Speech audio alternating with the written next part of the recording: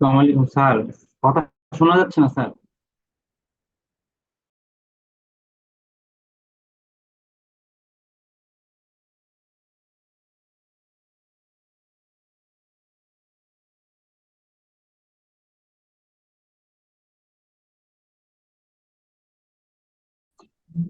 আসসালামু আলাইকুম। এটাতে মোটামুটি 18 জনের মতো আছেন। আছেন তো বলেন ক্লাস নিতে। আচ্ছা, এখন আপনাদের ওই মোটামুটি 18 জন আছে, শুরু করে দিতেন নাকি? ক্লাস রেকর্ড করতেছেন, সমস্যা নেই।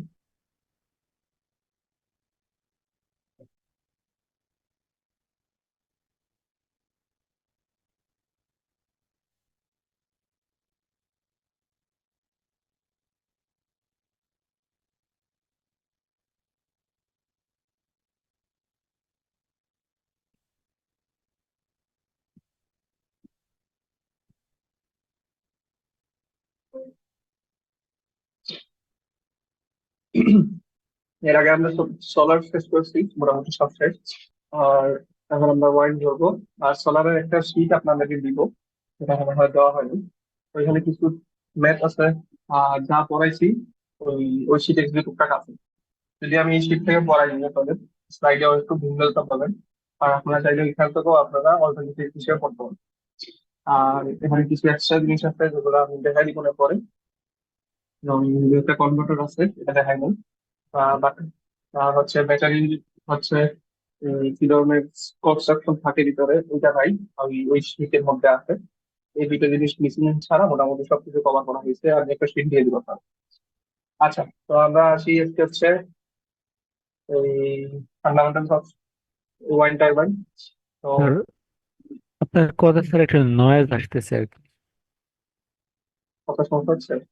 শোনা যাচ্ছে বাট ক্লিয়ার না, একটা নয়েজ আসতেছে সাথে।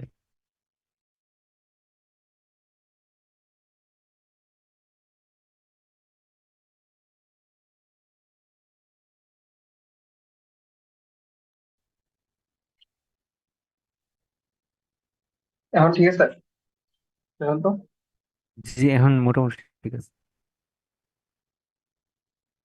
আচ্ছা, তো ফার্স্টে এখন ওয়াইন টারবাইন বুঝতে গেলে আমাদের ফার্স্টে বুঝতে হবে ওয়াইন কি। তো ওয়াইন এনার্জি হচ্ছে one of the most abundantly available, মানে হচ্ছে ইজিলি আমরা রিনিউয়েবল এনার্জির আরেকটা ফর্ম, যেটা এটাও বলা যায় যে এটা সোলার থেকে সৃষ্টি হয়। যেমন সোলার আমরা দেখি যে সূর্য চারদিকে ঘুরতেছে, সূর্য চারদিকে পৃথিবী ঘুরতেছে। তো এই রোটেশনের কারণে আমাদের এই প্রেসার বলেন, যে হচ্ছে টেম্পারেচারের কারণে আমরা নর্মালি কি টেম্পারেচার বাড়লে লো প্রেসার হয়, আর যে সাইডে ঠান্ডা থাকে ওই সাইড হাই প্রেসার হয়। তো ওই প্রেসারের কারণে কন্টিনিউয়াসলি একটা সাইড থেকে একটা সাইডে ওয়াইন ফ্লো হয়। তো দুইটার কারণে হয়, একটা হলো actually earth surface is not uniformly heated by the sun, আর একটা হচ্ছে ইয়ার রোটেশন। এই দুটো কারণে normally the fact is not uniformly heated by the sun and হচ্ছে ইয়ার রোটেশন, এই দুটো কারণে নর্মালি ওয়াইন ফ্লো হয়। তো এখানে যদি একটা ছবি দিয়ে দেখাই, সেটা হচ্ছে একটা সাইডে মেঘলা আকাশ, আর ওই সাইডে হচ্ছে নর্মালি হাই প্রেশার, কোল্ড অবস্থায় হাই প্রেশার। আর যেদিকে হচ্ছে সূর্যের আলো সম্পূর্ণ এসব করতেছে, সেখানে হচ্ছে ওয়ার্ম অবস্থা, মানে হচ্ছে লো প্রেশার। আমরা সবাই জানি যে হাই প্রেশার থেকে লো প্রেসারে এই ওয়াইন ফ্লো হবে। তো এটা হচ্ছে নর্মালি একটা কন্ডিশন। তো এটা এই যদি একটা আশেপাশে সি থাকে আর ওই সাইডে একটা এই যদি দেখি, ওইখানে দেখবো যে এই সমুদ্রের মধ্যে হাই প্রেশার থাকে, যেহেতু এটা কারণ ঠান্ডা অবস্থায় থাকবে নর্মালি। তো ওইখান থেকে আমরা দেখবো যে ওয়াইড আমাদের দিকে আসবে। তো কারণ আমাদের এখানে সূর্য মানে দিনের বেলা, নর্মালি দিনের বেলা দেখবো যে লো প্রেশার থাকবে এখানে, কারণ হিটের অবস্থায়। তো ওয়াইডটা এদিকে ফ্লো হবে। কমন কন্ডিশন যদি বলা হয় ওয়াইড। তো এখন ওয়াইন এনার্জি সম্বন্ধে কি, ওয়াইনের যদি আমি ডেফিনেশন দিয়ে বলি তাহলে হচ্ছে wine power or energy is a form of renewable energy that harness the power of the wine to generate electricity. তো নর্মালি হচ্ছে wine turbine convert the turning motion of blade, মানে হচ্ছে এই যে মুভিং করতেছে কাইনেটিক এনার্জিটাকে কনভার্ট করে electrical energy. এটা হচ্ছে নর্মাল ডেফিনেশন যদি বলি। আচ্ছা, তো এটা কেমনে হয়? এটা একটা ছোটখাটো কনস্ট্রাকশন হচ্ছে এটা, যে এখানে ফার্স্টে আমাদের রোটর থাকবে, রোটরে থাকবে একটা ব্লেড থাকবে, ঠিক আছে? যেমন এটা কানেক্ট থাকবে বিভিন্ন ইকুইপমেন্টস এর সাথে, যেমন ফার্স্টে হচ্ছে ব্রেক থাকবে, তারপর হচ্ছে গিয়ার বক্স আর শাফট মিলে হচ্ছে এই এই যে ছোট যে রোটেশনটা হচ্ছে, সেটাকে স্পিড আপ বেশি হয়ে যাবে। ওই স্পিড আপের কারণে টারবাইনটা আরো বেশি ঘুরবে, যেটা যেটা জেনারেটরই বলো, সেটা আরো বেশি স্পিডে ঘুরবে। আর এখানে এটা কন্ট্রোল করার জন্য কন্ট্রোলার থাকবে, আর অ্যানোমোমিটার আছে। এটা মেনলি কাজ হচ্ছে এই সে সেন্স করবে ওইখানের এই ওয়েভটাকে সেন্স করবে, আর হচ্ছে ওয়েভের ভেলোসিটিটাকে সেন্স করবে। এটা কাজ হচ্ছে এটা। এটা হচ্ছে নর্মাল মানে কনস্ট্রাকশন। তো এখানে যা এখানে নর্মাল থাকে তাহলে হচ্ছে কি, সাথে যে জেনারেটর থাকবে, বিহাইন্ড দ্য ব্লেডস দেখা নেকলেল থাকবে অফ দ্য পয়েন্ট থাকবে। এবং এই যে নেকলেলটা হচ্ছে at of the tower contains gearbox, low and high speed shafts, generator and brake। এগুলো মিলে হচ্ছে মোটর। একটা ওয়ার্ড দিয়ে অনেক সময় অনেক জায়গায় দেখবে জাস্ট একটাই ওয়ার্ড ইউজ করতে, বাকি সব এইটার কোন ভিতরে এইটা পড়ে। ঠিক আছে, বুঝতে পারছি আমরা? এটা হচ্ছে ওয়াইন এনার্জির মধ্যে এন্ড পাওয়ার গেল। আচ্ছা, এরপর হচ্ছে এই আমরা এখন যদি কবে এটা মানে হচ্ছে প্রডিউস হওয়া শুরু হয়েছে, নর্মালি অনেক আগ থেকে ট্রাই করা হচ্ছে, ডেনমার্কে ট্রাই করছে যে জেনারেশন করা যায় কিনা ওয়াইনটাকে। তো 1890 বলা হয় যে খুবই একটা টাইম, ওই সময় ওয়াইন এনার্জি খুব ফেমাস হয়। আর পৃথিবীতে সবাই ধরুন ওয়ার টক হওয়ার পর সবার কাছে এই ধরনের ফুয়েল টুয়েলের সমস্যা সব দিকেই, তো সবাই অল্টারনেটিভ চিন্তা করে। তখন ওই এতটা পরিবেশ নিয়ে আমি বলবো যে চিন্তা করে নেই, সবাই চিন্তা করছে যে মানে হচ্ছে বাঁচতে হবে ফিরে। তো ওই হিসাব থেকে সবাই চিন্তা করতে হতো এরকম করা যায় কিনা। এটা হচ্ছে ফার্স্ট ওয়াইন টারবাইন, যেটা এই ইলেকট্রিসিটি জেনারেশন করছে ফার্স্ট, এটা দিয়ে ফার্স্ট করা গেছে। তো এটা দেখতেই বোঝা যাচ্ছে অনেক বড়। 1887 সালে চার্লস এফ ব্রাশ নামে একজন লোক ছিলেন, উনি এটা ডিজাইন করে এবং তিনি নিজেই কনস্ট্রাকশন বসাইছেন এটা। এটার ওজন দেখেন চিন্তা করে, যে হচ্ছে 4 টন, 60 ফুট হচ্ছে তার মানে হচ্ছে উচ্চতা। আর ব্লেডের সংখ্যা হচ্ছে 144। এখানে যে ছোট ছোট ব্লেড দেখতেছেন, এই যে এগুলো 144। তো এটা দেখেই বোঝা যাচ্ছে এত হেভি, যে এটা অবশ্যই এফিসিয়েন্সি কম হবে, কারণ ওজন যত বেশি হবে তত এটাকে ছড়ানো ধরানো এটা টাফ হবে। আলটিমেটলি এটা দিয়ে এই বেশি জেনারেশন করা যেত না, মানে হচ্ছে জেনারেট জাস্ট 12 কিলোওয়াটস অফ ইলেকট্রিসিটি। ঠিক আছে, এই এতটুকু পর্যন্ত সর্বোচ্চ করা গেছে আর কি। এটা হচ্ছে প্রথম ওয়াইন টারবাইন। এখন কিছু আমরা ওয়াইন টারবাইনের এই একটা প্রথম যদি ভাগ করা যায় ওয়াইন টারবাইনকে দুই ভাগে, সেটা হচ্ছে মানে হচ্ছে ফার্ম দিয়ে কি ধরনের ফার্ম, সেটা হচ্ছে অনশোর ওয়াইন ফার্ম, আর একটা হচ্ছে অফশোর। তো অনশোর ওয়াইন ওয়াইন ফার্ম হচ্ছে যেটা ল্যান্ডের মধ্যে আছে। এই যে ল্যান্ডের মধ্যে যেগুলো আমরা দেখি, সেগুলো হচ্ছে অনশোর ওয়াইন ফার্ম। এগুলোর কিছু বৈশিষ্ট্য আছে, যেমন এগুলার ব্লেড গুলা বেশি লম্বা দেওয়া যাবে না, ঝামেলা আছে। আর এদিকে বাতাসও কম আসবে, তারা এই এত বেশি ওয়াইনও কম পায়, তো এই জন্য তাদের ব্লেড এত বেশি দেওয়া হয় না। এই এখানে জেনারেশন একটু কম হয় এখানে। এগুলো হচ্ছে কি মানে হচ্ছে যদি আমি বলি এই, আর এরপর হচ্ছে এটা বেনিফিট কি, যেমন হচ্ছে বেনিফিট হচ্ছে ইজিয়ার অ্যাক্সেস ফর কনস্ট্রাকশন। যেহেতু আমরা এটা বানাইতেছি ল্যান্ডের মধ্যে, সেহেতু এটা ইজিলি কনস্ট্রাকশন করা যায়, মেনটেন্যান্সও করা যায়। প্লাস হচ্ছে লোয়ার ফাউন্ডেশন কস্ট দেন অফশোর সেটআপ, মানে ফাউন্ডেশন কস্টটা মানে ইনিশিয়াল কস্টটা কম। এবার land owner point leasing there land for develop, মানে হচ্ছে লিজিং দেয়ার ইজিলি, মানে হচ্ছে ডেভেলপমেন্ট করার জন্য দেওয়া যায়। এরপর হচ্ছে পটেনশিয়াল ল্যান্ড ইউজ কনফ্লিক্ট। এই ড্রব্যাক হচ্ছে যেমন ল্যান্ড নিয়ে ঝামেলা লাগতেই পারে, মানে হচ্ছে আশেপাশে হইলে জায়গা জায়গা জমির দাম কম হবে, মানে হচ্ছে দেখা যাচ্ছে সবাই রেল লাইনে রেল লাইন নিতে দিবে না কোনো দিকে, কারণ ওদিকে রাস্তার দাম কমে যাবে। তো এরকম কিছু অনেক ধরনের ইয়ে আছে।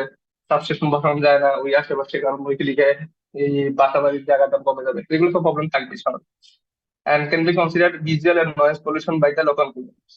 তো ভিজুয়াল আর নয়েজ পলিউশন সব থাকতেছে। তো এই জন্য নর্মালি এটা এটা হচ্ছে ডিসঅ্যাডভান্টেজ গুলো, এগুলো হচ্ছে। এখন আসি অফশোর ওয়াইন্ড ফার্ম, যেটা হচ্ছে ওই পানিতে থাকবে, নর্মালি বিভিন্ন ধরনের সমুদ্রে বা সমুদ্রের তীরে এগুলো বসানো হয়। তো এগুলোর ব্লেড গুলো অনেক লম্বা হয়, আর অনেক লম্বাও হয়, এদের বডিটা অনেক লম্বা থাকে, কারণ হচ্ছে নর্মালি অনেক বেশি ওয়াইনকে কাজে লাগাতে হয়। আর এগুলো এফিসিয়েন্সি মোটামুটি অনেক ভালো। এই একসাথে বসালে ভালো ধরনের মোটামুটি ভালো জেনারেশন করা যায় এখান থেকে। তো যেহেতু আমাদের মেইনলি কাজ হচ্ছে কাইনেটিক এনার্জিকে কনভার্ট করে ইলেকট্রিসিটি জেনারেশন করা, তো এটা দিয়ে ভালো কাইনেটিক এনার্জি পাওয়া যায়। তো এখানে কিছু বেনিফিটস হচ্ছে কি, এই হায়ার ওয়াইড স্পিড, স্পিড অনেক বেশি পাওয়া যায়। রিডিউস ল্যান্ড ইউজ কমপ্লিট, ওই যেগুলো হচ্ছে ল্যান্ড ইউজের কমপ্লিট নাই। ভিজুয়াল ইম্প্যাক্ট, মানে হচ্ছে খুব সুন্দর লাগে দেখতে, বাট এগুলো হচ্ছে এই পপুলেটেড এরিয়াতে থাকতেছে। ওইটা থাকতেছে কোথায়, একটা নর্মালি সির মধ্যে থাকতেছে, কোনো ঝামেলা নেই। Potential for larger turbine, turbine গুলা বড় রাখা যায়, যেহেতু আমার এই ব্লেড গুলা বড়, তো জেনারেশন বেশি হচ্ছে, কাইনেটিক এনার্জি বেশি, তো আমার টারবাইন একটু বড় রাখা যায়। এরপর হচ্ছে ড্রব্যাক, ড্রব্যাক হচ্ছে নর্মালি হায়ার ইনিশিয়াল কস্ট, যেহেতু পানির মধ্যে করা লাগবে। এরপর হচ্ছে চ্যালেঞ্জিং ইনস্টলেশন এবং মেনটেন্যান্স, ইনস্টলেশন আর মেনটেন্যান্সে চ্যালেঞ্জ থাকবে স্বাভাবিক, যেহেতু পানির মধ্যে একটা অবশ্যই আমাদেরকে ম্যান পাওয়ার এরকম করতে হবে, রেগুলার রেগুলার মেনটেন করবে পানিতে গিয়ে। আর এনভায়রনমেন্টাল ইম্প্যাক্ট, অবশ্যই পানিতে করতেছে, তো এখানে পানির সমস্যা হইতেই পারে। প্লাস হচ্ছে নয়েজ পলিউশন, এরপর হচ্ছে ওয়াইল্ড লাইফের পাখি, মেইন অ্যানিমেলস এর জন্য ঝামেলা হইতে পারে, এই জন্য এনভায়রনমেন্টালি একটা ইম্প্যাক্ট থাকবেই। আর একটা হচ্ছে ট্রান্সমিশন ইনফ্রাস্ট্রাকচার, তো যেহেতু এটা একটা এই লোকাল এরিয়া থেকে দূরে থাকবে সমুদ্রের কাছে, তো এখানে আমার অবশ্যই ট্রান্সমিশন লাইনটা আনতে হবে। তো এটা একটা ফ্যাক্ট। এই হলো অফশোর আর অনশোরের ড্রব্যাক আর অ্যাডভান্টেজ। ঠিক আছে। আচ্ছা, এখন যদি বলি টাইপস অফ ওয়াইন টারবাইন, তখন টারবাইন দিয়ে দুই ভাগে ভাগ করা যায়। ফার্স্ট হচ্ছে vertical Axis wine turbine, VAWTO বলে এদেরকে। আর একটা হচ্ছে হরিজন্টাল অ্যাক্সিস ওয়াইন টারবাইন, এটা হচ্ছে হাউস বলে, HAWT। তো দুই ধরনের মধ্যে একটা হচ্ছে এই পার্টিকেলের দুই ধরনের রটর ইউজ হয়, সেভোনিয়াস রটর এবং ডেরিয়াস রটর। আরো হাউডেরও এরকম তিনটা আছে, তো এটা আমি দেখাবো সামনে। তো এই দুইটার মধ্যে কিছু পার্থক্য দেখবো এখন। এটা হচ্ছে ফার্স্টে ভার্টিক্যাল অ্যাক্সিসের মানে দেখতে কিরকম হয়, এদের অ্যাডভান্টেজ ডিসঅ্যাডভান্টেজ এগুলো একটু দেখি। এখানে দেখেন হরিজন্টালি অ্যাক্সিস এটা, আর হচ্ছে ভার্টিক্যাল। হরিজন্টালি অ্যাক্সিস নাম দেখে বোঝা যাচ্ছে কি এটা হরিজন্টালি ঘুরবে, আর ভার্টিক্যালটা কি, ভার্টিক্যালি সোজা একটা স্ট্যান্ডের উপরে ঘুরতে, আর হরিজন্টালি হচ্ছে হরিজন্টাল অ্যাক্সিস এর সাপেক্ষে ঘুরতেছে। বুঝতে পারছেন? এটা হলো মেইন পার্থক্য। আর আরেকটা জিনিস মেইন খেয়াল করেন যে জেনারেটর, গিয়ার বক্স, নিকেল যেগুলো আছে সেগুলো সে এখানে আমি পিছনের কানেক্ট করতে পারতেছি, আর এখানে আমার কানেক্ট করতে হবে নিচে, আর কোনো আমার প্লেস নাই, আমাকে অবশ্যই এখানে কানেক্ট করতে হবে। আরেকটা জিনিস হলো যে এখানে যে এই স্ট্রং পয়েন্টটা না, মানে হচ্ছে এই ধরনের ভার্টিক্যাল এক্সিসের ইয়েতে অবশ্যই এখানে একটা প্রেসার পড়ে, তো এটা অনেক খরচ করে বানাতে হয়, যে আবার মানে হচ্ছে ব্যালেন্স, এই সাপেক্ষে এই হরিজন্টাল এক্সিসটা একটু ইফিসিয়েন্টও বলা হয়। আচ্ছা, সামনে আগাই। এই দেখেন একটা ভার্টিক্যাল এক্সিস, এই এরকম সে ভার্টিক্যালি এই ঘটতেছে আর কি। এটা হচ্ছে ভার্টিক্যাল এক্সিসের রোটর বা ওয়াইড ডায়মন্ড বলতে পারে। তো এটা কিছু বৈশিষ্ট্য আছে। ফার্স্টে কি, এটা হচ্ছে axis rotation is vertical to the ground, ঠিক আছে। এটা ভার্টিক্যাল যেরকম হবে, আর ইট ক্যান সেলফ স্টার্ট, এটা সেলফ স্টার্ট হইতে পারে, বাট অনেকগুলো আছে, অনেক ভার্টিক্যাল এক্সিস ওয়াইড ডায়মন্ড আছে যেগুলো সেলফ স্টার্ট হয় না। আর have not been very successful commercially এটা খুব বেশি সাকসেসফুল হয় নাই। আর operates primarily on the drag principle, এটা ড্রাগ প্রিন্সিপালের উপর কাজ করে, তা কিন্তু সামনে দেখবেন। আর এইটার হচ্ছে দুইটা ভাগ আছে, একটা হচ্ছে 7 ইয়ার্স রটর, যেটা হচ্ছে এই দুইটা অ্যাক্সিসে ভাগ, মানে দুইটা ভাগ করে দেওয়া হয়, এটা দুইটা অ্যাক্সিসে ঘুরে। আর আরেকটা হচ্ছে ডেরিয়েসিয়াস রটর, যেটা হচ্ছে এরকম, যেটা আমরা একটু আগে দেখছিলাম, জেনারেটর নিচে থাকবে, এরোফেল হচ্ছে এটা, এটাই সে বাতাসটা কাট কাট করবে, এবং এটা কাইনেটিক এনার্জি এটাই প্রডিউস করবে। আর আলটিমেটলি দেন কাইনেটিক এনার্জি থেকে ইলেকট্রিসিটি জেনারেট হবে, এই সিএস রটরটা। এখন এটার অ্যাডভান্টেজ কি, generator and drivetrain is not ground level so that it's easier to service. মানে হচ্ছে জেনারেটর, এটা হচ্ছে আমরা বলছিলাম যে এটা কোথায় থাকবে, মিডে। তো ইজিয়ার টু সার্ভিস বলা যায়। ইট ইজ অমনি ডাইরেকশনাল, মানে হচ্ছে যে কোনো ডাইরেকশনের ওয়াইনকে সে গ্যাদার করতে পারে। তো it does not gears or controls to take the wind end, এটা হচ্ছে এই এক ধরনের এই মানে হচ্ছে ভালো একটা ক্যারেক্টারিস্টিক, যে তার ট্র্যাক করা লাগতেছে না। যেদিকে আসুক বাতাস সে অটোমেটিকলি মুভ করবে। তার ব্লেড গুলো এরকম করা, তো ভার্টিক্যালি করতেছে, তো সব দিকের ওয়াইনটাকে সে পাইতেছে। আর অমলিনেশন এটা দুইবার হয়ে গেছে।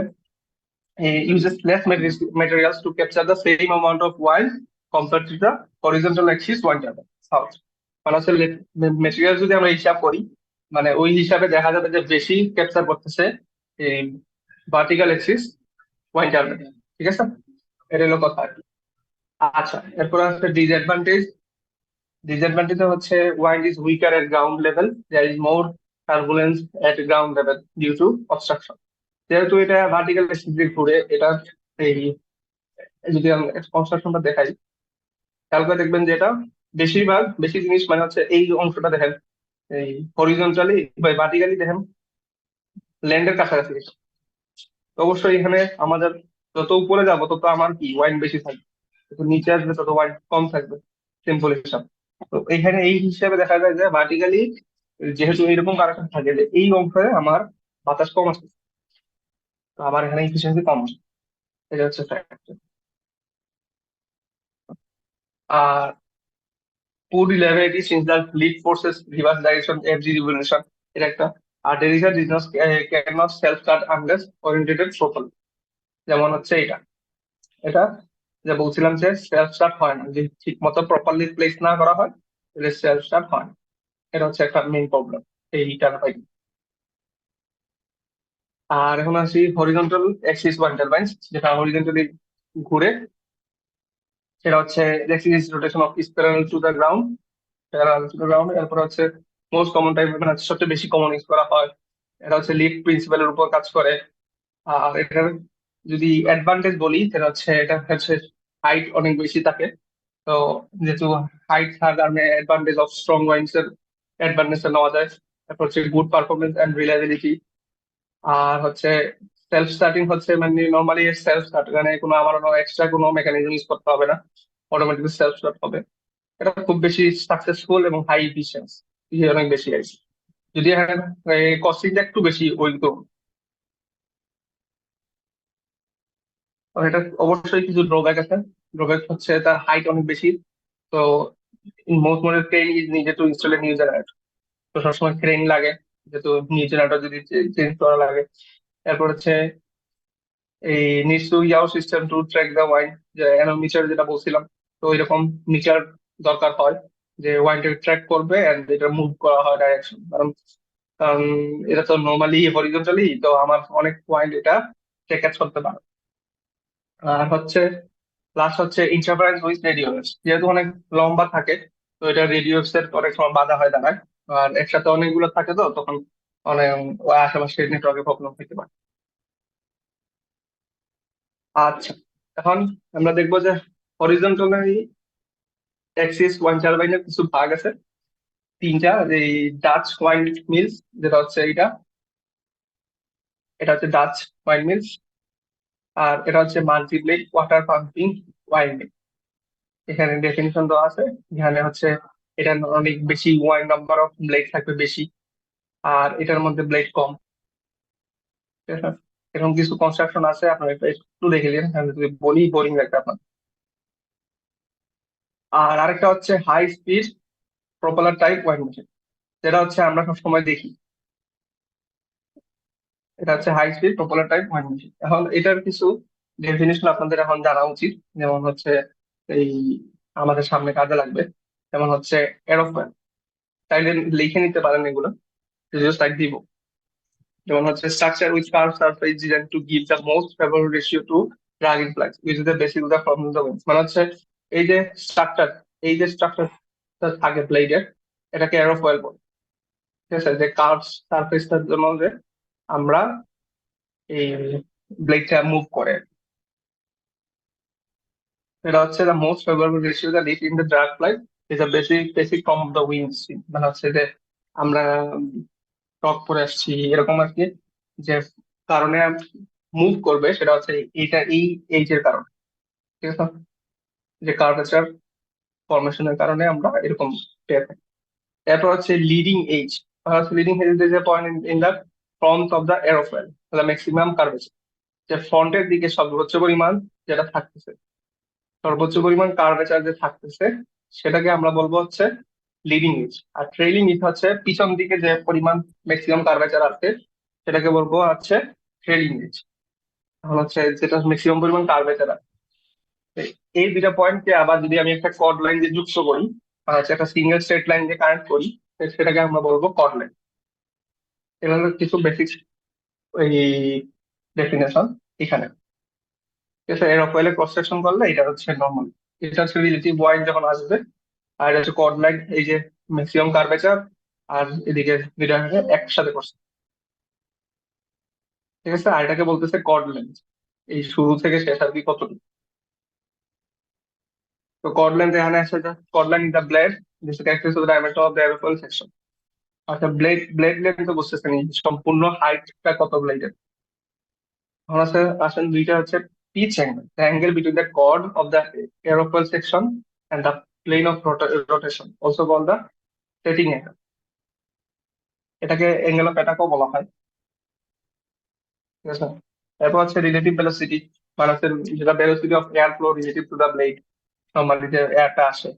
Angle of inclination between the relative velocity vector and the plane of rotation, এই অ্যাঙ্গেলটাকে হচ্ছে যে আপনার ভেক্টর যেটা আসতেছে এবং হচ্ছে the plane of the rotation, রোটেশনের যে অ্যাঙ্গেলটা থাকবে অনেক সময় এটা চেঞ্জ হয়, এটা বুঝতে গেলে আমরা ঝামেলা, যেমন হচ্ছে এটা কন্টিনিউসলি চেঞ্জ হচ্ছে, ওয়াইন্ডের সাথে এটা কন্টিনিউসলি একটা অ্যাঙ্গেলটা কন্টিনিউসলি চেঞ্জ হচ্ছে, আরেকটা ব্রেক আসতেছে আরেকটা সাথে চেঞ্জ হচ্ছে, এরকম চলতেছে। So between the relative velocity vector, the chord line aerofoil is called angle of attack. It is clear from 1 minus alpha. আচ্ছা, ওইটা থেকে এখানে যদি আলফা হয়, এটা চেঞ্জ যদি করি আরেকটার সাথে কি 1 মাইনাস আলফা, এরকম রিলেটিভ সেকশনে চেঞ্জ হতে থাকে। আচ্ছা, এখন আসেন, একটু আগে আমি বলছিলাম যে লিফট ফোর্স, ড্র্যাগ ফোর্স। তো লিফট ফোর্স আর ড্র্যাগ ফোর্স এর পার্থক্য একটু দেখি। উম, যে হচ্ছে দেখি যে component of aerodynamic force in the direction of perpendicular to the relative one, মানে হচ্ছে এটা পারপেন্ডিকুলার এর থাকবে, খারাপ অবস্থায় থাকবে রিলেটিভ ওয়াইড, এটা হচ্ছে লিফট ফোর্স।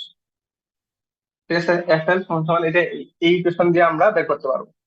ডাইমেনশন সিএল হচ্ছে কি ডাইমেনশন লিফট কোএফিসিয়েন্ট, আর AB is the blade area, মানে হচ্ছে ব্লেড এরিয়া, বাকিগুলো কনস্ট্যান্ট এখানে। তো এটা হচ্ছে লিফট ফোর্স। আর যেটি it is the component of aerodynamic force in the direction of relative wind, সেটা হচ্ছে এর ড্রাগ ফোর্স, মানে যেটা রিলেটিভ ওয়াইড এর সাথে মানে সোজা আসতেছে, এটার সাথে কোনো চেঞ্জ নেই। বাট লিড ফোর্সটা কাজ করতেছে এটা পারপেন্ডিকুলার, মানে খাড়া অবস্থায় যেদিকে আসবে এর উপর দিকে কাজ করতেছে, ওই ফোর্সটাকে বলতেছে লিড ফোর্স। আর যেটা সোজা সোজা আসতেছে সেটাকে আমরা ড্রাগ ফোর্স কি বলতেছি। আর টোটাল ফোর্সটা হচ্ছে কি, এই দুটার আমরা যদি ব্লেডের ভেক্টর সাম করি, এটা টোটাল ফোর্স আমরা এখান থেকে পাবো। বুঝতে পারছি।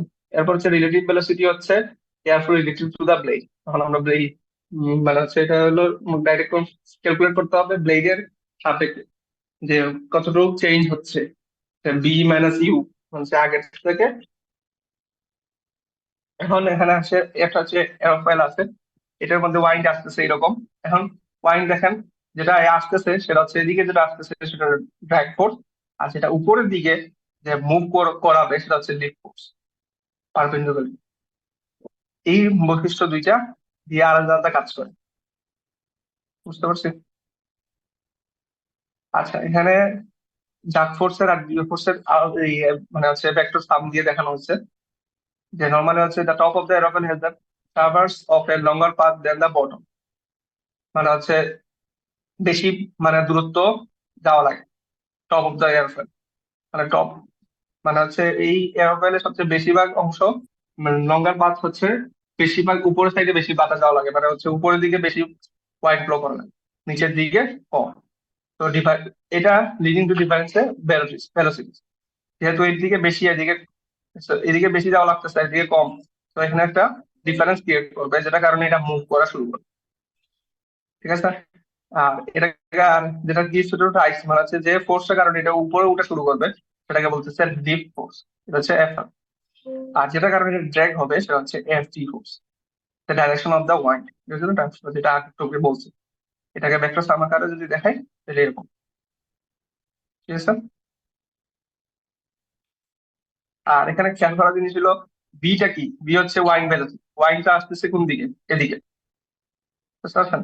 আর ইউটা কি, এটা হবে এটার ভেলোসিটি, এরোফয়েলের ভেলোসিটি বা ব্লেডের ভেলোসিটি, এটা উপরে বা এদিকে, এটার বিপরীতে হবে, মানে এদিকে আসতেছে এটা ওদিকে যাবে, উল্টা হবে ভেলোসিটি,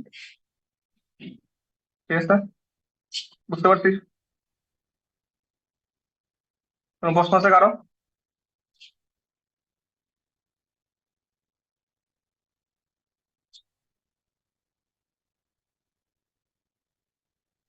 আচ্ছা,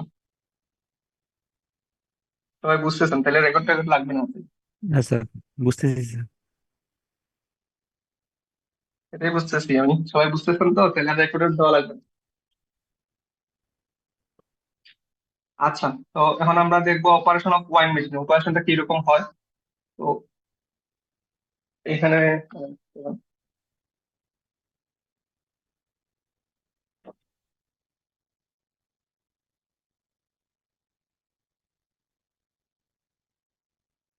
আচ্ছা, তো এটা একটা ছবি দিয়ে এখানে দেখাইছি আমি শর্টকাটে, আর এখানে লেখা আছে আলাদা করে এখানে কি কি কাজ হয়। তো আমি মুখে বলে দিতেছি ছবি দেখে, আর আপনারা এখান থেকে লেখা যা আছে এখান থেকে আপনারা পড়তে পারেন যে কার কি কাজ। সেটা আপনারা এখন নিজেই পারবেন, যেমন হচ্ছে লেন্সের কাজ কি, এবং এটার আরপিএম কত, 10 আরপিএম থেকে 25 আরপিএম এর মধ্যে থাকে। আর normally part of the main জিনিস হচ্ছে আমাদের ব্লেড, ঠিক আছে। তো ব্লেডের বরের অংশ হচ্ছে ওখানে বলছে যে নিকেল, বলতে it is the heart of the winder, কারণ এটা সবকিছু নিয়ে বসে আছে, shaft, gear box, rotor, anemometer এবং গিয়ার সিস্টেম সবকিছু নিয়ে এটা বসে আছে, এবং কন্ট্রোল সিস্টেমও এখানের ভিতরেই আছে আলটিমেটলি, সেটা কন্ট্রোল করতেছে এটি। এরপর হচ্ছে rotor, this the part of the wind turbine consist of a hub to which blades to fix. যেমন নিকেলের জিনিসটা হচ্ছে যেখানে, এটা হচ্ছে আলাদা একটা সিস্টেম, যারা নিকেলের জন্য আলাদা করে ছবি দিচ্ছে, এটা দেখতে পারেন। আর এটা হচ্ছে yaw system, winding the wind turbines, generator, anemometer সবকিছু আলাদা করে এখানে দেওয়া আছে ছবি আকারে।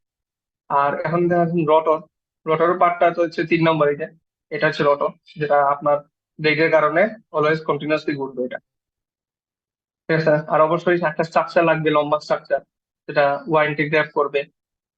এটা এভারেজ হাইট হচ্ছে 80 থেকে 115 মিটার, ঠিক আছে। আর আর এখানের মধ্যে বলা হচ্ছে এইটাকে কানেক্ট করা হয় কেবল ডাক দিয়ে ট্রান্সফরমারের সাথে, এন্ড দেন এটা গ্রিডের সাথে কানেক্ট করা হয়, এন্ড এরকমই কন্টিনিউয়াসলি মানে হচ্ছে জেনারেশন করা হয়। তখন যদি ট্রান্সফরমার এগুলো ইউজ না করি তাহলে ব্যাটারি ইউজ করতে হবে, আর এখানে একটা কনভার্টার ইউজ করতে হবে বা ইনভার্টার ইউজ করতে হবে, then এখান থেকে আমি ব্যাটারি জমাবো। এটা হচ্ছে normal procedure operation of wine machine. এখানে লেখা টেখা আছে সবকিছু, একটু দেখে আমি, ঠিক আছে।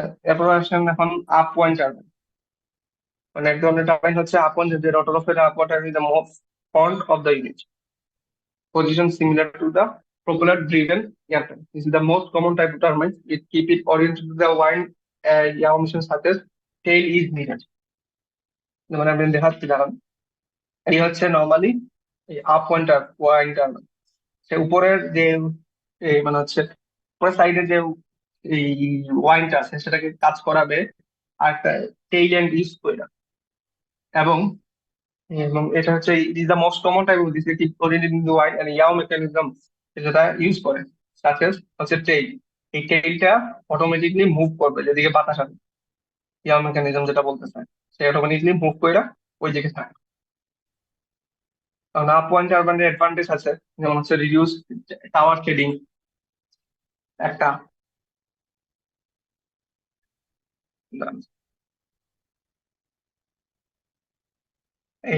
the air will start to bend around the tower before it passes through. So there is some loss of power from the interference. কিছু লস থাকবে অবশ্যই, যেমন আহ, কিছু ওয়াইন ফ্লো হওয়ার পর এটা ডিটেক্ট করবে, just not to the same degree as the downward turbine. Operating the rotor upon the of the tower produce higher power as it eliminates the tower shadow of the blade. This is also a result of lower noise lower blade মানে সেটার কারণে normally আমরা blade গুলা ছোট রাখতে পারি, ঠিক আছে, are always smooth power output পাওয়া যায়। এটা হচ্ছে মেইন অ্যাডভান্টেজ। আর ডিসঅ্যাডভান্টেজ হচ্ছে extended nickel that is required to position to the rotor far enough away from the tower avoid any problems with a blade strike. যেহেতু আমার পিছনে একটা tail use করতে হচ্ছে, আমার নিকেলটা অনেক অবশ্যই এক্সটেন্ড করা লাগে। তো এই নিকেলটা আমি যদি এক্সটেন্ড করিও enough way from the low tower to avoid any problem to blade strike, মানে ব্লেড স্ট্রাইকের কারণে যেন এমন কোনো সমস্যা না হয়, এই জন্য মিলে দূর করা হয়। The blade junction must be somewhat steep to avoid bending back into the tower. সেটাও খেয়াল রাখা মাস্ট বি সামওয়াট স্টিপ, মানে হচ্ছে এই নেরো ডাউন হয়ে যেতে পারে, অ্যাভয়েড বেন্ডিং ব্যাক, মানে হচ্ছে ব্যান্ডের পিছনের সাথে অনেক সময় বাতাসের কারণে যদি গিয়ে অ্যাটাচ হয়ে যায় বা ভেঙে যেতে পারে, এটা বলেছে। This means is a point where the blade attached to the rotor hub will be stressed during high dusty এবং winding conditions. আচ্ছা, এখন আসি ডাউনওয়ার্ড টারবাইন, যেটা হচ্ছে পিছন দিকে বাতাস ফ্লো হবে, আর রটোরটাকে মেইনলি ব্লেডটাকে এমন ভাবে ঘুরান দেওয়া হবে আর ডাইরেকশনটা হবে লাগতেছে এটা পিছন দিকে ঘুরবে, এটাই পার্থক্য, আর কিছু না। এটা হচ্ছে আমার ওয়াইটা পিছন দিকে আসবে আর এটা রটোরটা ঘুরবে। আমি এখন যদি যাচ্ছে হচ্ছে আমাদের ফ্যানের চিন্তা করতে পারেন, ফ্যানটাকে যদি আমরা উল্টে দিই তাহলে সেও তখন ইলেকট্রিসিটি দিয়ে না চলার কারণে সে নিচে চলা আরম্ভ করবে বাতাসের কারণে। আশেপাশে বাতাস যদি হয়, যেমন স্ট্যান্ড ফ্যান যদি বলি তাহলে বা টেবিল ফ্যান বলেন, তাকে উল্টে দিলে দেখবেন যে সে নর্মালি অন্য বাতাস যখন আমরা আশেপাশে বাতাস চলতেছে ওই বাতাসের সময় সে চলবে, একটা এয়ার ফ্লো তখন বেশি দিবে। আর নর্মালি যখন আমাদের বাতাস দিতেছে তখন সে কিন্তু অন্যভাবে ডাইরেকশন করা, ঠিক আছে। এটা হচ্ছে মেনলি এই ব্লেডের এই ফর্মেশনের কারণে হয়। তো এটা হচ্ছে নিকেলটা typically design to stick the wind first neglecting the need for the separate yaw mechanism, মানে ইয়াও মেকানিজম থাকে না। তো এটার অ্যাডভান্টেজ হচ্ছে rotor blade can be flexible since there no danger of tower strike, টাওয়ারটাকে বাড়ি করার সুযোগ থাকে না, less expensive, they release stress on the tower during high and gusty conditions since the flexing allows some wind load to transfer directly to the blades instead of the tower. যেহেতু এটা সম্পূর্ণটা টাওয়ারের মানে টাওয়ারের থেকে মানে হচ্ছে ব্লেডে যাচ্ছে সবচেয়ে বেশি, সেখানে লস কম হচ্ছে দিও থেকে নর্মালি ওই আপ ওয়াইন্ড টারবাইন থেকে। আর ডিসঅ্যাডভান্টেজ আছে কিছু, যেমন হচ্ছে flexible blade advantage can also be disadvantage as flexing fatigue, এটারও কিছু ব্লেডের সমস্যা থাকে। The tower shadow is problem with a downwind machine. Since the rotor blade is actually placed behind the rotor, this causes turbulence and increased fatigue on the unit. যেহেতু আমার tower shadow হচ্ছে মানে হচ্ছে টাওয়ারের পিছনে হচ্ছে আমার এই এই সাইডে হচ্ছে আমার কি সব এই ইকুইপমেন্ট গুলা, তো জেনারেটর টারবাইন সবকিছু আমার এখানে।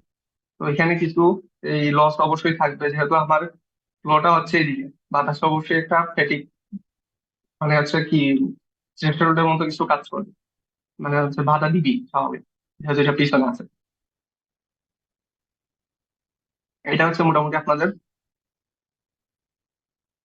ওয়ান টারবাইনের বেসিক, মোটামুটি সব শেষ। আজকে এতটুকু হচ্ছে ওয়ান টারবাইন। ওয়ান টারবাইনে আরেকটা শিট দিব আপনাদেরকে, সেখানে ইকুয়েশন থাকবে আলাদা করে আর ম্যাথ থাকবে। তো এটা দেখি নেক্সট কালকে যদি আপনাদের পাই সময় পাই, আপনাদের নেক্সট কালকে আপনাদেরকে দেখাই দিব আর কি। বুঝতে পারছেন? ওয়ান টারবাইনের আরেকটা এটার পর আরেকটা শিট থাকবে, দেখি দুইটা দুইটা আরো দুইটা শিট থাকবে দেখি। আজকে এই শিটটা আমি আপনাদেরকে এখন দিয়ে দিই। আর কোনো প্রশ্ন থাকলে করতে পারেন।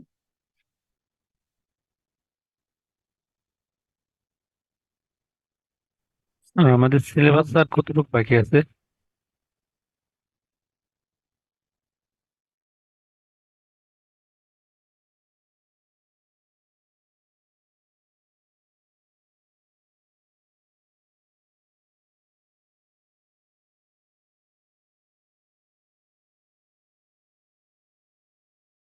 আচ্ছা, সবাই একটু অ্যাটেন্ডেন্স দেন।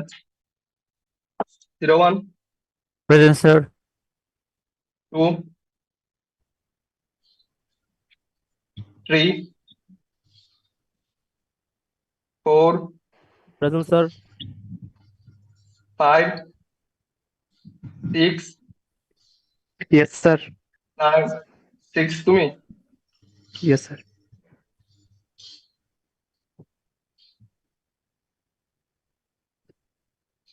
9, 10, 10 আছে 11, HR, 12, 13, 14, 15,